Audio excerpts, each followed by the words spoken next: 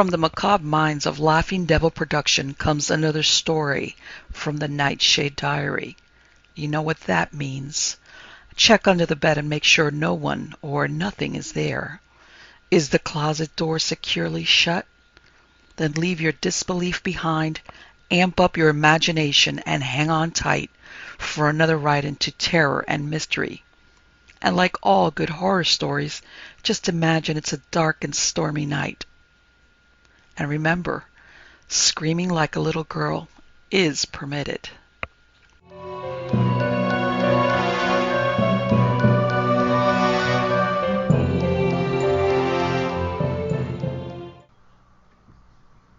If She Bends, She Breaks by John Gordon. Ben had felt strange ever since the snow started falling. He looked out of the classroom window and saw that it had come again, sweeping across like a curtain. That was exactly what it seemed to be, a curtain. The snow had come down like a blank sheet in his mind, and he could remember nothing beyond it. He could not even remember getting up this morning or walking to school. Yesterday was only a haze, and the last week did not exist. And now, at this moment, he did not know whether it was morning or afternoon. He began to get to his feet, but dizziness made him sit down. "I know it's been freezing hard." Miss Carter's voice from the front of the class seemed distant. He wanted to tell her he felt unwell, but just for the moment he did not have the energy. She had her back to the stove, as usual, and the eyes behind her glasses stared like a frightened horse's, as they always did when she was in a passion. "It's been freezing hard," she repeated, "but the ice is still far too dangerous, and nobody is to go anywhere near it. Do you understand?" Tommy Drake, in the next desk to Ben, murmured something and grinned at somebody on Ben's other side, but he ignored Ben completely. "Tommy Drake," Miss Carter had missed nothing. "What did you say?" "Nothing, miss." "Then why are you grinning like a jackass? If there's a joke, we all want to hear it. On your feet." As Tommy pushed back his chair, Ben smiled at him weakly. But Tommy seemed to be in no mood for him and winked at somebody else, as though Ben himself was not there. "Well?" Miss Carter was waiting. Tommy stood in silence. "Very well. If you are not going to share your thoughts with the rest of us, perhaps you will remind me of what I was saying a moment ago." "About the ice, miss." "And what about the ice?" "That it's dangerous, miss." Then Tommy, who did not lack courage, went on. "What I was saying was that you can always tell if it's safe." "Oh, you can you?" Miss Carter pursed her lips and again waited. "If she cracks, she bears," said Tommy. "If she bends, she breaks." It was a lesson they all knew in the flat fenland where everybody skated in winter. A solid cracking sound on the ice was better than a soft bending, but it meant nothing to Miss Carter. "Stuff and nonsense," she cried. "But everybody knows it's true." Tommy had justice on his side, and his round face was getting red. "Old wives' tales." Miss Carter was not going to listen to reason. "Sit down." Ben saw that Tommy was going to argue, and the sudden urge to back him up made him forget his dizziness. He got to his feet. "It's quite true, miss," he said. "I've tried it out." She paid no attention to him. She glared at Tommy. "Sit down."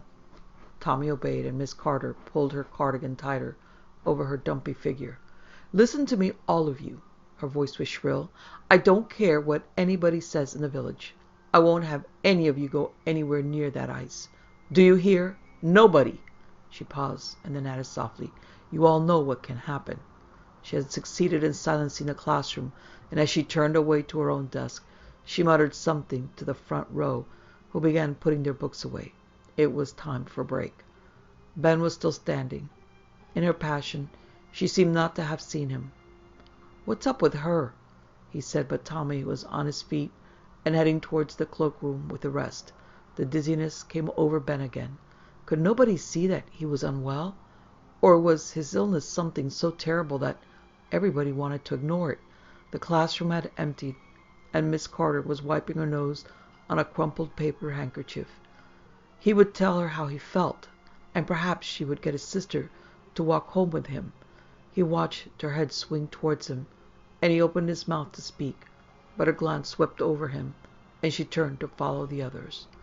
A movement outside one of the classroom's tall, narrow windows made him look out.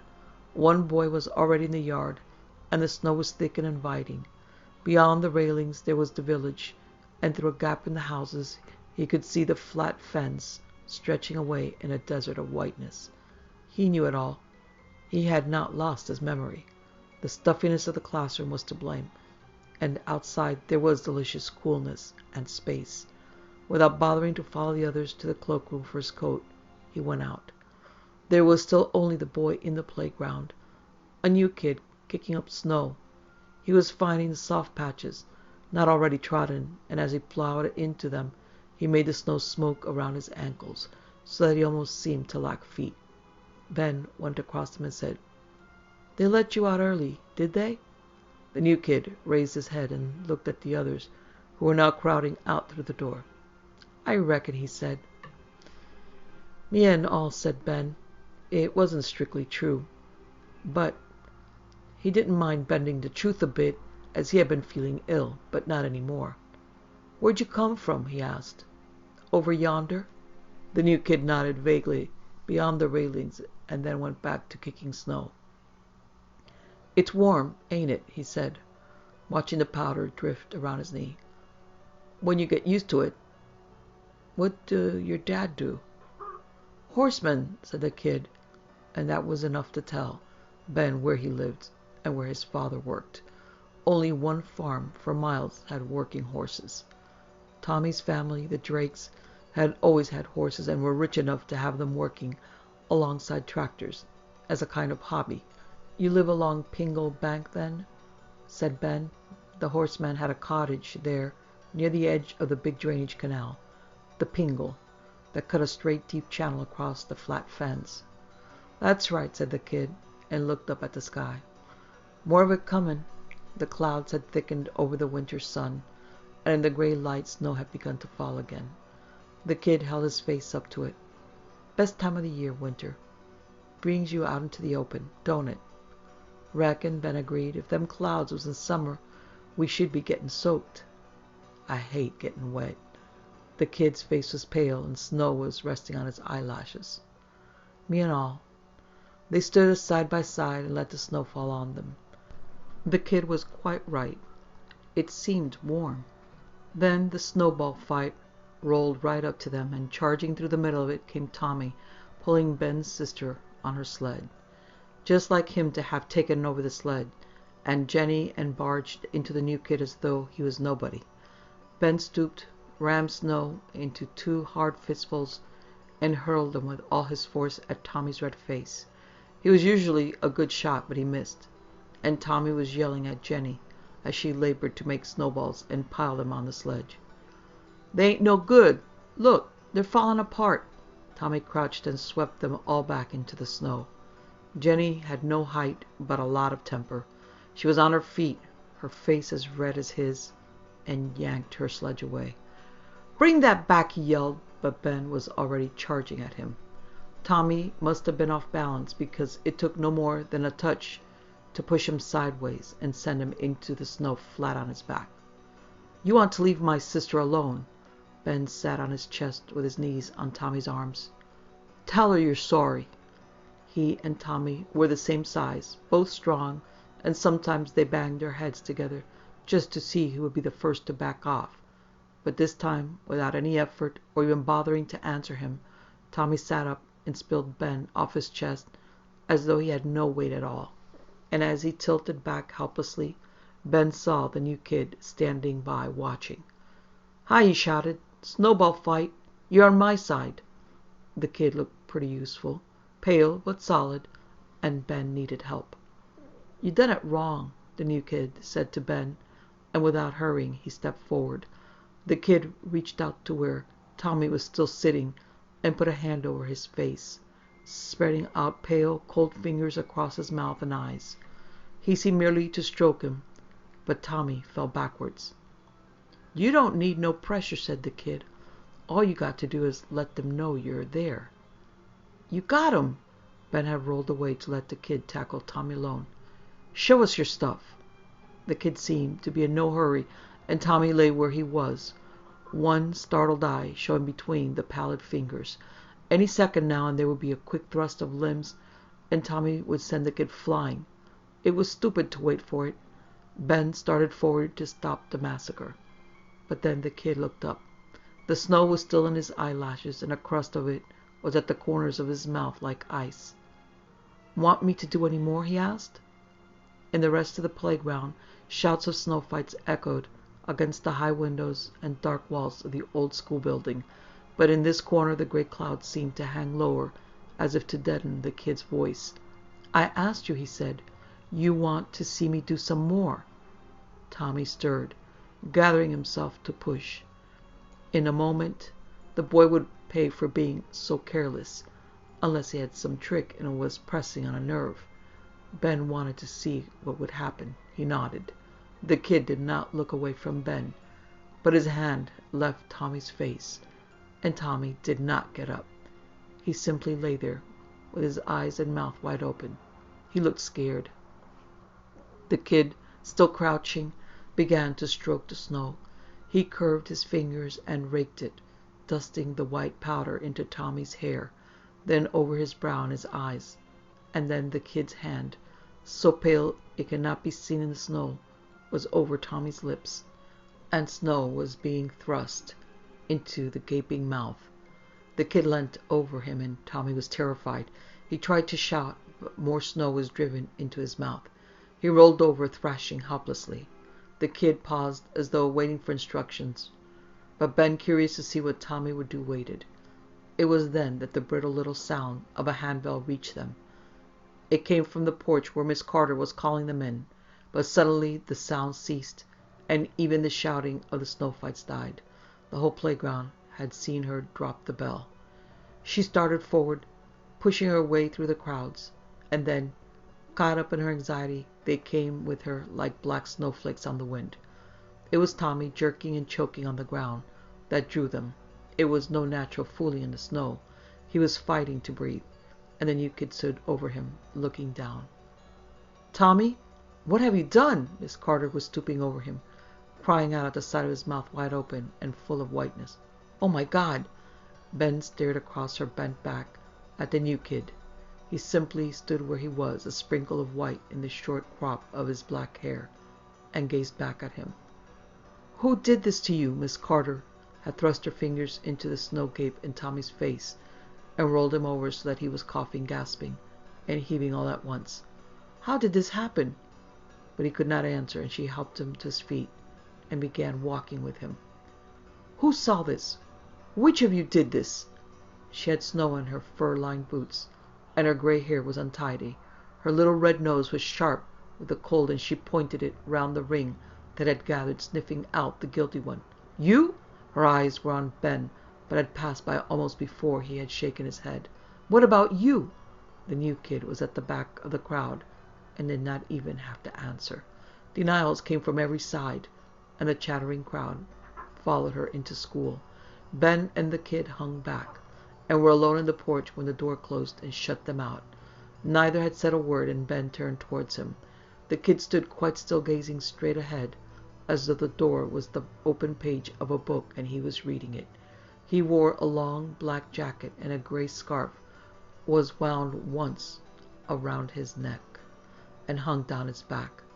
Ben noticed for the first time that the kid's black trousers were knee-length and were tucked into long, thick socks. They looked like riding breeches, and he thought the kid must help his father with the horses. But his boots were big and clumsy, not elegant like a horseman's. There was something gawky about him. He looked poor and old-fashioned. "You done all right," said Ben. "Tommy ain't bad in a fight." The kid turned towards him. There was still unmelted snow on his cheeks, and his eyelashes were tinged with white. His dark eyes were liquid, as though he was on the verge of crying. But that was false. They had no expression at all. "He ain't as good as he reckoned," said the kid, and left it at that. "What class you in?" Ben asked. "Same as you." "Didn't notice you." "I were by the stove." "Miss Carter always keeps her bum to that. That's why it don't throw out no heat," said Ben, but the kid did not smile. He led the way inside. They had not been missed. Miss Carter was still fussing around Tommy. She had pulled the fire guard back from the stove so that he could go to the front of the class and sit close to it. But she was still angry. "I'm going to catch whoever did that to you, and when I do..." She pinched in her little mouth until it was lipless, and her eyes needled around the room. Ben had taken his usual place at the back, and suddenly realized the new kid had wandered off. He searched and found him. He was sitting at a desk no more than 2 paces from Miss Carter and Tommy. He had one arm over the desk lid, and the other resting loosely on the back of his chair. He was quite untroubled. "Stand up, Tommy," Miss Carter ordered. "Now turn round and point out who did this terrible thing."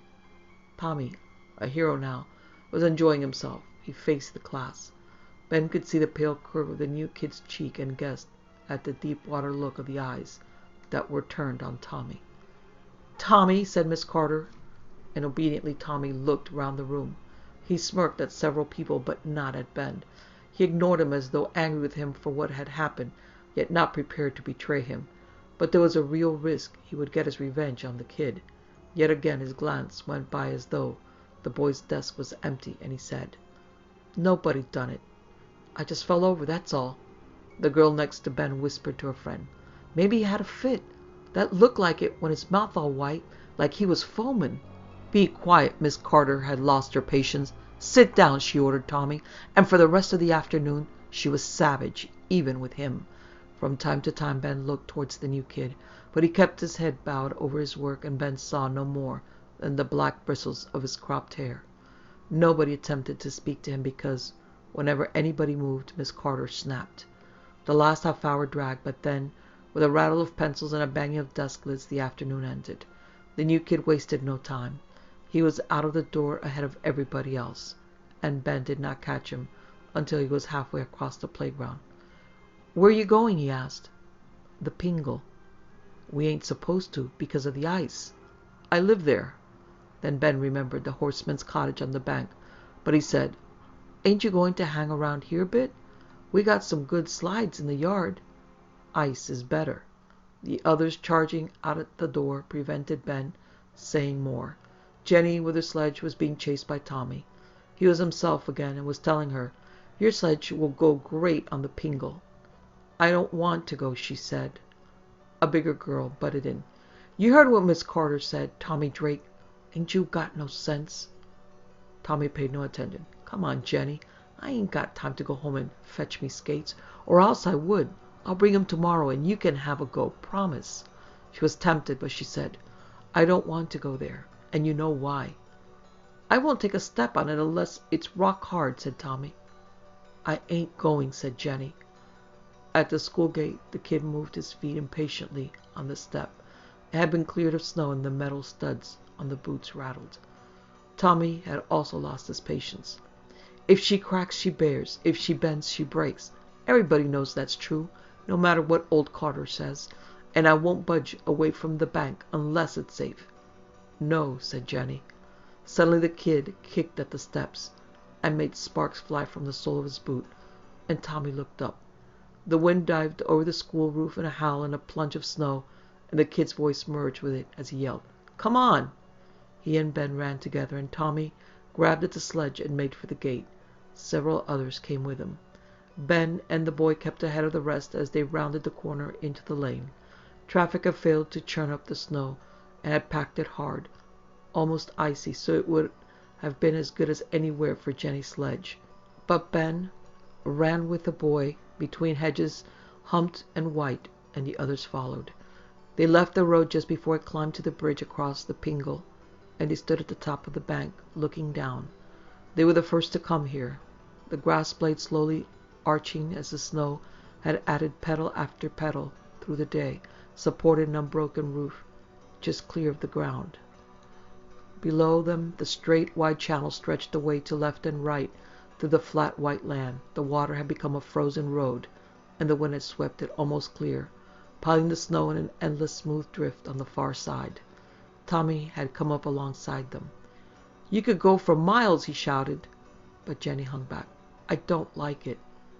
The air was gray and cold, and it almost smothered her small voice. "I want to go home." It ain't dark yet. His voice yelped as though it came from the lonely seagull that angled up on a frozen gust far out over the white plain. He began to move forward. Let's get down there. She doesn't want to go. Ben was close to him, but Tommy paid no heed. Nobody's going down that bank, Tommy. Ben stepped forward, blocking his way. Nobody. Tommy came straight on. His eyes met Ben's, but their expression did not change. His whole attention was focused on the ice below, and his gaze seemed to go through Ben as though he was not there. In a sudden cold anger, Ben lowered his head and lunged with both arms. He thrust at Tommy's chest with all his force. His fingers touched, but in the instant of touching, they lost their grip. He thrust with all his power, but it was air alone that slid along his arms and fingers, and Tommy was past and threw him plunging down the bank. The kid, watching him, said, "You still don't do it right." Tommy had taken Jenny's sledge with him, and at the ice edge he turned and shouted to them up the bank. "Come on, all of you." "No," Ben stood in front of them. "Don't go." He opened his arms, but they came in a group straight for him. "Stop!" They did not answer. Their eyes did not look directly at him. They pushed into him like a crush of cattle, pretending he was not there. He clutched at one after another, but the strange weakness he had felt earlier made him too flimsy to stop anything, and they were beyond him and going down to join Tommy. "I got to teach you a few things," said the kid. "I don't feel too good," said Ben. "I think I ought to go home." The boy gazed at him for a moment with eyes that again seemed to be rimmed with frost, and shook his head. "There's them down there to see to," he said. Slowly Ben nodded. He had to think of Jenny. They went down together and found Tommy still on the bank. Frozen reeds stood up through the ice, and there was a seepage of water at the edge that made them all hesitate. All except the new kid. He put one foot on it, testing. "If she cracks, she bears," he said. Ben watched. The boy had plenty of courage. He was leaning forward now, putting all his weight on the ice. "She cracks," he said. But Ben had heard nothing. "No," he called out. "She bends." He was too late. The boy had stepped out onto the ice. Then Ben heard the crack under his boots, and the echo of it ringing from bank to bank, and away along the endless ice in thin winter music. The boy moved out until he was a figure in black in the middle of the channel. "She bears," he called out, and Ben, who knew he could never stop the others now, stepped out to be with him. There was no crack this time, but the ice held. He could feel the gentle pulse of it as he walked towards the middle. There was something almost like a smile on the new kid's face. "Both of us done it," he said, and Ben nodded. On the bank there was a squabble. The big girl protecting Jenny was trying to pull the sledge rope from Tommy. "Let her have her sledge," she said. "You didn't ought to have brung her here." "It's safe enough. I don't care whether it's safe or not. You didn't ought to have brung her. Not Jenny, of all people." "Why all the fuss about Jenny?" said Ben to the kid. "I don't know what they're going on about." "Don't you?" The kid's eyes, darkening as the day dwindled, rested on him. Far away along the length of the frozen channel, snow and sky and darkness joined. "Why don't they come out here?" said Ben. "They can see us." "We can go and fetch him," said the kid. "How?" "Get hold of that sledge. They'll follow." Ben hesitated. Perhaps he was too weak to do even that. The kid saw his doubt and said, "You've pulled a sledge before, ain't you?" Ben nodded. "Well, all you got to do is remember what it feels like, that's all." Ben had to rely on him. Everything he had tried himself had gone wrong. He walked across to where Tommy was still arguing. "See what you done to her," the girl was saying. She had her arm around Jenny's shoulder, and Jenny was crying, snuffling into her gloves. "Ain't you got no feelings, Tommy Drake?" "Well, just because it happened once," said Tommy, "that ain't to say it's going to happen again." "Wasn't just once." The girl thrust her head forward, accusing him. "There was another time." She lifted her arm from Jenny's shoulder and pointed up the bank behind her. "There was a boy lived up there along Pingle Bank. He came down here and went through the ice one winter time, and they never found him till it thawed." "That were a long time ago," said Tommy. "Years before any of us was born." "You ought to know about that if anybody do, Tommy Drake. That boy's father worked on your farm, Everybody know about that, even if it was all them years ago. His father were a horseman and lived along the bank. Hey, Ben was close to Tommy. Just like the new kid. But even that did not make Tommy turn his way. Ben reached for the sledge rope and jerked it. He felt the rope in his fingers just before it slipped through and fell. But he had tugged it from Tommy's grasp and the sledge ran out onto the ice. Come on, Tommy, he said. Come with me and the new kid. The girl was watching the sledge and accusing Tommy. What did you want to do that for? I didn't, he said. I did it, said Ben, but nobody looked towards him. The girl was furious with Tommy. Just look what you done. Now you'll have to leave it. Tommy had put one foot on the ice, testing it. I ain't fit, he said. I reckon it'll hold. Of course it will, Ben encouraged him. We're both out here, ain't we? He paused and looked over his shoulder to make sure, but the kid was still there watching. Two of us, me and him. Tommy had both feet on the ice, had taken another step. See, he called to the others on the bank, nothing to it. Don't you make a parade out there by yourself any longer, Tommy Drake. The girl pulled Jenny's face tighter into her shoulder and made an effort to muffle Jenny's ears. She leaned forward as far as she could, keeping her voice low so that Jenny should not hear. Can't you see what you're doing to her? This was just the place where Ben went through the ice last winter. Tommy, stamping to make the ice ring beneath him, kept his back to her. If she cracks, he said, she bears. If she bends, she breaks. Can't you hear, said the girl.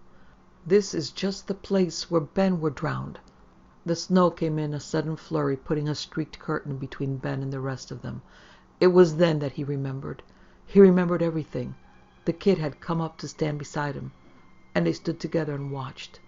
The ice under Tommy sagged, as they knew it would. They heard the soft rending as it split, and they saw its broken edge rear up. They heard the yell and the slither and remembered the cold gulp of the black water that, with years between, had swallowed each of them, but now with somebody else who slid under. Then Jenny's screams reached Ben through the wind that was pushing down the channel as the night came on. She should be at home, not out here watching this. He stooped to the sledge and pushed. On the bank they saw nothing, but a tight spiral of snow whipped up from the ice. But the sledge slid into the water beside Tommy and floated. He grabbed it. From out on the ice they saw the girl, held by the others, reach from the bank and grasp the rope, and then Tommy, soaking and freezing, crawled into the white snow and made it black. They watched as the whole group, sobbing and murmuring, climbed the bank for a few moments against the darkening sky and were gone. In the empty channel, the two figures stood motionless. Their eyes gazed unblinking through the swirl as the snow came again, hissing as it blew between the frozen reeds.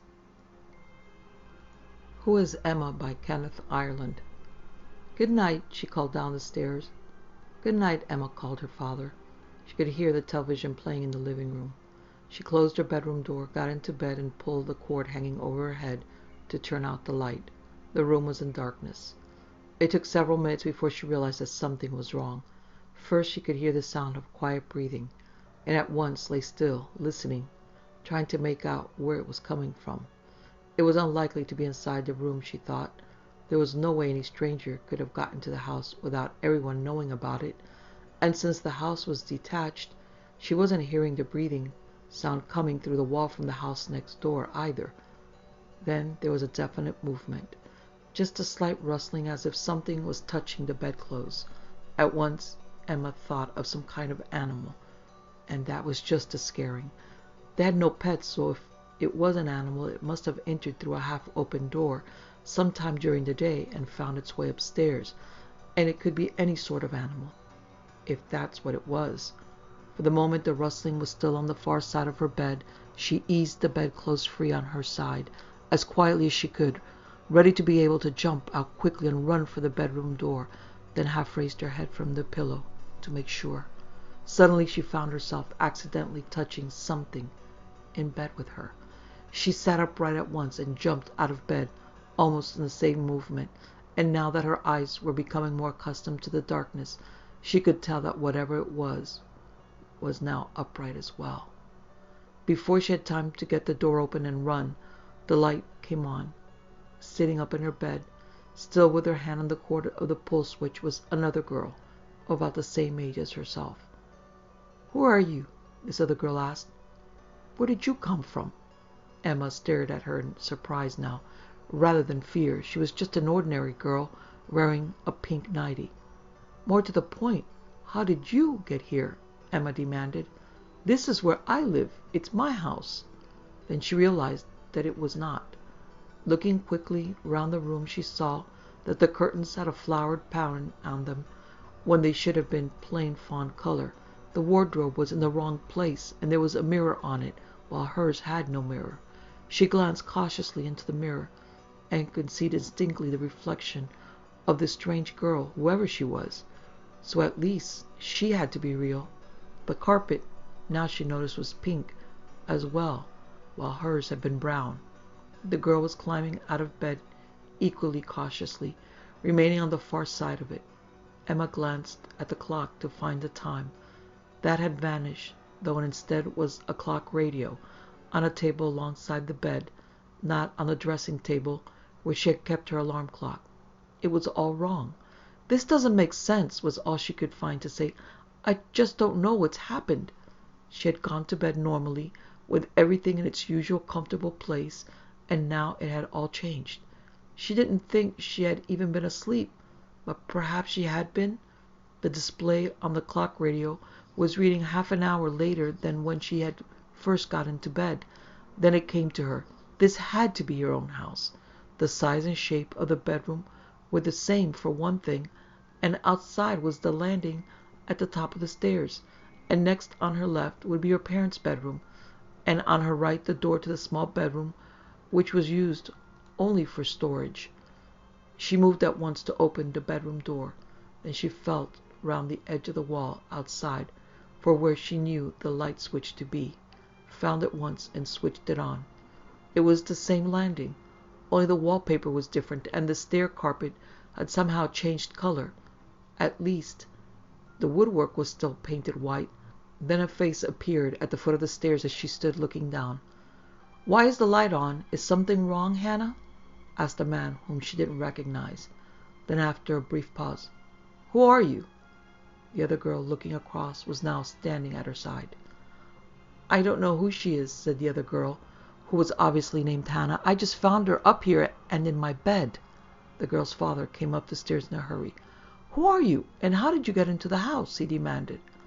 "I don't know," said Emma. She felt stupid now. Of course she knew who she was. It was just that she couldn't explain in any way what was going on. "My name's Emma. It's just—" Hannah's father looked at her. "All right, I'll make it simple. When did you come into the house, and where have you been hiding?" he asked heavily. Emma didn't answer, because there was no sensible answer. She wished that she could just go back into her bedroom, close the door behind her, get into bed, and expect it all to come out right again.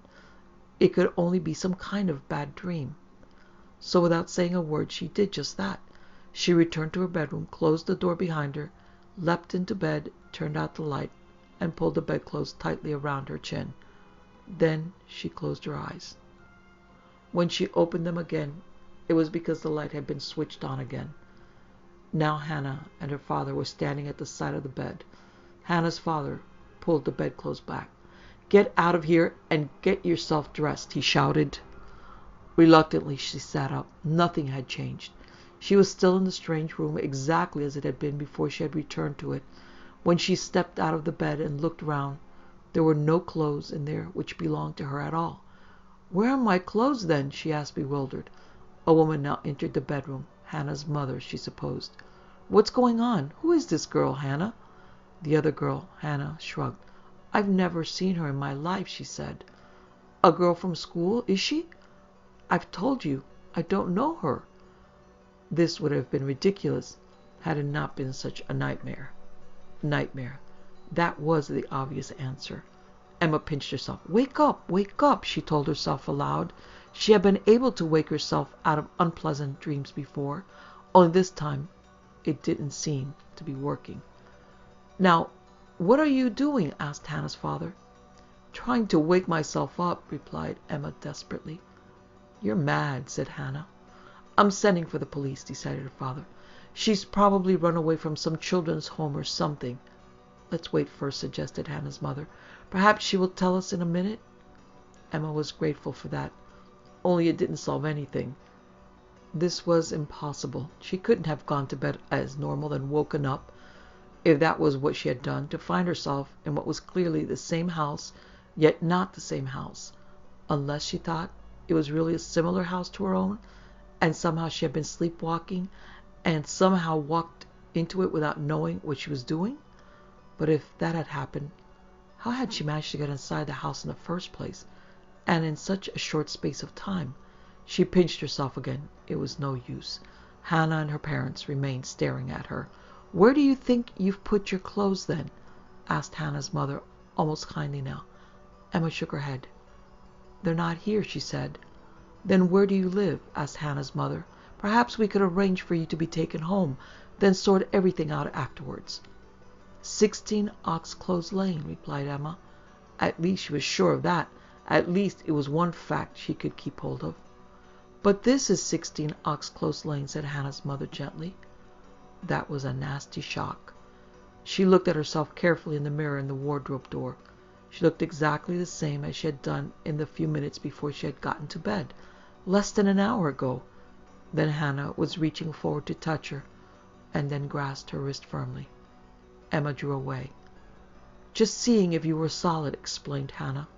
Emma knew what she meant. She was just trying to discover if she was real. At any other time that wouldn't have made sense, but just now it did. Emma might have done the same herself in similar circumstances. "Don't be silly, Hannah," said the girl's mother. "Well, how else did she get here?" asked Hannah. "What did you say your name was?" she asked Emma. Emma told her. "I think first we'd all better go downstairs," said Hannah's father. "She can borrow my old dressing gown," said Hannah. They went down and into the living room. That too was almost as Emma knew it, except that only the walls of the room had not changed, and the gas fire in the fireplace. The room felt warm, so without thinking Emma went to turn it down, then realized what she was doing. It was only a short time since she had left this room. While she was turning the control knob, she happened to notice the corner of the fire's wooden surround. The little scratch mark was still there, leading towards the back of the fire. "How did this get scratched?" she asked suddenly. Hannah's mother looked at her father. "Why, it's always been there," she said. "No, it hasn't," said Emma in triumph.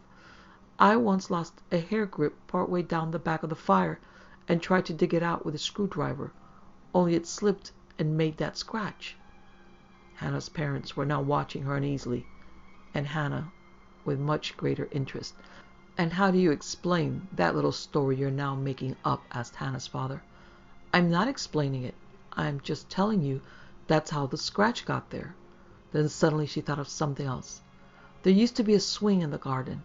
"Well, there isn't one now," said Hannah. "No, there isn't," Emma agreed. "When we moved here, the frame of the swing was so old and rickety that my father pulled it down. Only it broke away and he had to leave the metal bar which held it in the ground because he couldn't get it out.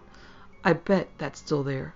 Hannah's father went out of the room and returned with a large electric torch. "You just come into the garden and show me," he instructed. "It's too cold for her out there," protested Hannah's mother. "No, it isn't. Show me," said Hannah's father again. "Come on, you show me exactly where you claim that metal bar is." He led her into the back garden, although he had no need to. Emma knew exactly where that was, and where the garden shed stood. Hannah and her mother followed them. "We'll need a spade," said Emma. Hannah's father brought one out of the shed. She led them to the end of the path which ran beside the lawn. "There," she said, and pointed. Hannah's father began to dig, while Emma held his torch. First, though, she shone the beam at the house. It was the same house. She was certain of that now. Then she turned it back so that he could see where he was digging. A rusty metal bar came to light, brown and crumbling. It looked like the base of a garden swing. Hannah's father stopped digging. "Who are you?" he asked nervously. "I know who I am," Emma said, firmly now. Without a word, Hannah's father returned a spade to the garden shed, and they went back indoors. Emma was feeling calm now that she was absolutely sure that she was in the right house. but she knew she wouldn't be able to stay there. Not forever. Sooner or later somebody would want to take her away, and once out of the house she might never be allowed to return. She mustn't let that happen. Not yet. Hannah herself came to the rescue. She might as well stay for the night, she said. After all, she's dressed for bed and she's got no other clothes, so it's the only thing that makes sense. She can share my bed just for the night. That was true, too, because Hannah had a double bed to herself, just as Emma had, or used to have. Emma thought to herself grimly. Hannah's father was biting the end of his thumbnail. Still nervously. I don't know, he said weakly. What's the alternative? Asked Hannah's mother. We can sort everything out properly in the morning. It's too late to do anything else about it now. So go on, to bed, both of you. The girls went upstairs. Hannah said nothing until the light was out. She was obviously very worried about something, not surprisingly. If you really mean you live here, she said cautiously, what does that make us? Emma didn't know. She didn't even know what it made herself. I think I've seen you somewhere before, said Hannah, but I can't remember where. I think it was a long time ago. A sudden thought struck Emma. How long have you been living here? She asked. Just about 5 years. The house caught fire when the previous owners lived here then. Caught fire? Was anyone killed? I don't think so. Emma knew that Hannah was staring at her in the darkness. The same thought had occurred to both of them. What if Emma had died in the fire, but somehow hadn't known? I can't be a ghost, said Emma, but she didn't laugh. It was too frightening for that now. Then, when they'd had the house put right, Hannah was saying, that's when they decided to move somewhere else. I don't know why, and that's when my father bought it. So where had she been for 5 years? Emma was thinking to herself. It still made no sense. After a long time, they fell asleep. When she woke, she could smell something burning. She switched on the light. The room was exactly as it should be. Even her clock was in its right place on the dressing table. She screwed up one eye and looked at it. 4 o'clock. Hannah had vanished. Everything was now back to normal, except for the smell of smoke. Sleepily, she climbed out of bed and opened her bedroom door. Out there was normal, too, apart from the smoke coming up the stairs in thick swirls. It just had to have been a nightmare she'd been having, but another nightmare was about to start. A real one this time. She ran into her parents' room and shook both of them. Fire! She yelled. Then, as soon as they were fully awake, dashed back into her own room and dressed hurriedly. That was the first essential, she decided, rightly or wrongly. Her father had made his way downstairs through the thick swirls of rising smoke, and she heard him on the telephone. Then they, with the help of neighbors, all tried throwing buckets of water into the blazing living room, but without success. They were outside the house and in safety by the time the fire engines arrived.